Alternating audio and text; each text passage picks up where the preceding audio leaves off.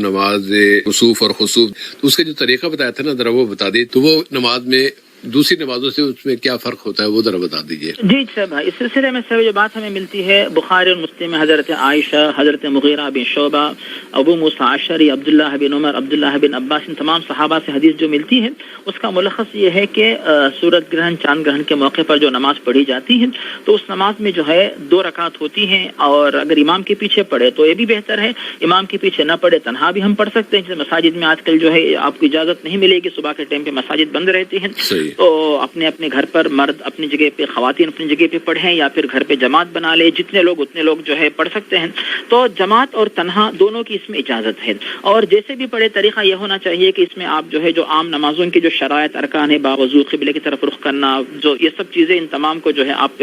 ان کی پابندی کریں، اور دل میں جو ہے جو نماز کسوف یا سورج گرہن کی نماز کی نیت کرے جو کہ سنت یا موقدہ ہے، اور اس کے بعد جو ہے اللہ اکبر کہہ کر ہاتھ باندھ لے، ثنا کی دعا پڑھیں، اس کے بعد سورۃ الفاتحہ پڑھیں، اور جتنی سورت جو طویل سورت یاد ہے وہ پڑھیں۔ اگر طویل سورت یاد نہیں ہے، ٹائم زیادہ ہے آپ کے پاس، تو ایک ہی سورت کو کئی سورتوں کو دہرائیں۔ اگر ٹائم کم ہے تو جتنی چھوٹی سورت ہے تب بھی جو ہے نماز ہو جاتی ہے۔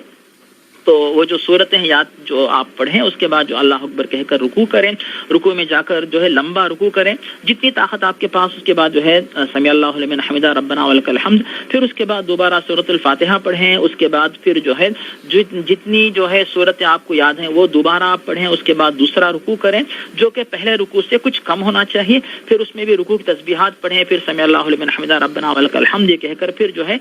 پہلا سجدہ، سجدے کی تسبیحات، پھر اس کے بعد اٹھ کر بیٹھیں، پھر دوسرا سجدہ، پھر سجدے کی تسبیحات، پھر اٹھ کر کھڑے ہوں، اس کے بعد پھر سورۃ الفاتحہ، پھر جو صورتیں یاد ہیں وہ پڑھیں، اور اس کے بعد پھر پہلا رکوع ہوگا، رکوع کی تسبیحات، رکوع سے اٹھ کر کھڑے ہوں، پھر سورۃ الفاتحہ، پھر اس کے بعد جو ہے کچھ جو صورت یاد ہے وہ پڑھیں، پھر اس کے بعد دوسرا رکوع، اس دوسرے رکوع کے بعد پھر سمیع اللہ لمن حمدہ ربنا ولک الحمد، اس کے بعد جو ہے 2 سجدے، پھر جو اتحیات تشہد وغیرہ جو بھی درود دعا کریں، اس کے بعد سلام پھیریں، اس کے بعد جو ہے اپنے گناہوں سے جو بھی ہوئے ہو نہ ہوئے ہو مگر اللہ کے دربار میں توبہ استغفار کریں۔ اس طرح اس وقت کو جو ہے اللہ تعالیٰ کی یاد میں گزاریں، تاکہ یہ جو ہے مصنون طریقے سے وقت گزارنے والے ہوں گے، اور پیارے نبی ہم سے جو چاہتے تھے کہ ایسے نشانیاں ظاہر ہونے پر ہم اللہ کی طرف متوجہ ہوں، اس پر عمل بھی ہوگا، گناہ معاف بھی ہوں گے، اور ہمارے اوپر سے جو بھی مصیبتیں آنے کا امکان وہ بھی انشاءاللہ ہٹ جائیں گی۔